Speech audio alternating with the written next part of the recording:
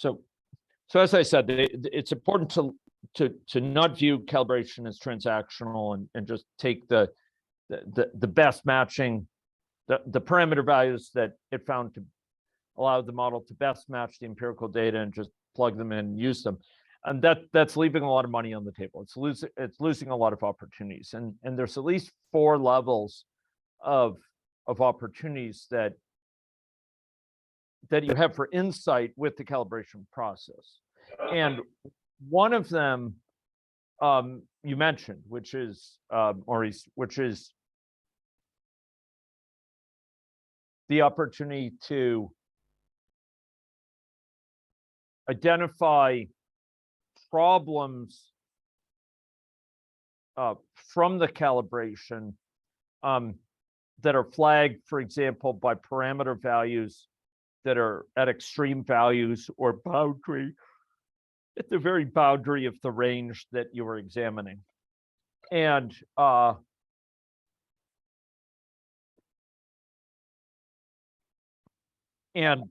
these, often you calibrate and you may find that the best match that it found assumed a value for a parameter which is at the very edge of the range that was permissible, that you allowed. And if that's the case, it's often a sign that the model may be,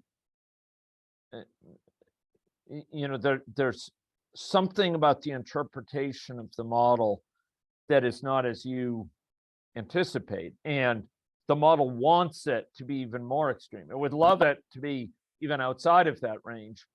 And often it's because within that range, it's having problems accounting for certain of the patterns we see in the world. And certain patterns in the empirical data. And so spotting those boundary values, allows you to, and playing with them and saying, well, what if it were even more outside, or what if it were not on the boundary? What's supposed to be further? What goes wrong? What happens to the model match? This is kind of the second major type of learning, which is you learn what's giving it trouble. What can it just not square with its understanding? What is it that it just doesn't properly, that is uncomfortable about the data for it? And because often some parts of the data can match really well, and then some parts it can't. And this is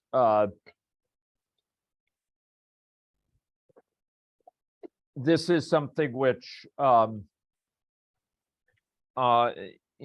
if you explore it, you'll often find that it can't account for A because of some feature it needs to capture for B. And that's what leads to this fundamental tension. I mentioned the example earlier, that somehow it thinks, given model structure, you can't have more cases but fewer hospitalizations. And yet the data is saying, over time that may be going on, or under these cases, that's what you are seeing. And it can't square it with its understanding, its sort of limited structure. And so you come to understand how the model thinks about this situation, like why it's unable to match that. And I really don't think it's too big an exaggeration. You kind of learn to see the world from its lens, and you see, oh yeah, our model structure doesn't allow for that. And that's a big step forward, because it gets you thinking about altering that that dynamic hypothesis that's captured in the model, the model structure. Beyond that, though, you you have an issue with learning about data. So this is kind of the fourth type of learning, where you're you're trying to figure out why it's not matched in these data sources well, and sometimes you find that the data quality for this time period is not good, or this data is not consistent, and that ends up or it has weird outliers, anomalies in it. That can lead to realizations that your model is better grounded by not putting such weight on that data, and maybe you downweight that data according to its data quality. I think what's really important though here is, in my experience, is to kind of learn from that calibration process. And one of the most important things is to kind of what it is, again, about the data that is at all in tension with the dynamic hypothesis captured by the model. I think it's really helpful to think about that, and points you to ways you might improve your understanding, improve data quality. Sometimes it is a matter of improving your openness to broader parameter values. But I think the idea of looking at data from the end of a time period is not a bad one. I mean, again, I'm cautious about point matching, particularly for stochastic models.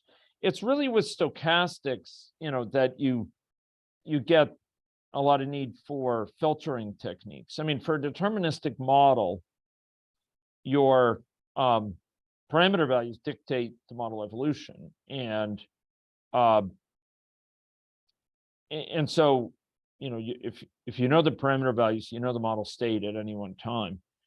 But with stochastic models, there's a wide variety of states that are possible given the parameter values at this time. You could have a wide variety of possible states, and often in stochastic models, the evolution of what might otherwise be a static parameters itself is itself stochastic, and so you get these wide bands of uncertainty about what the situation is now. And through using techniques like variously Kalman filter, particle filtering, you can estimate that latent state. When it's just thrust into calibration by itself, if you try to use calibration for that purpose, you often end up doing a real disservice, because you're trying to shoehorn into the parameters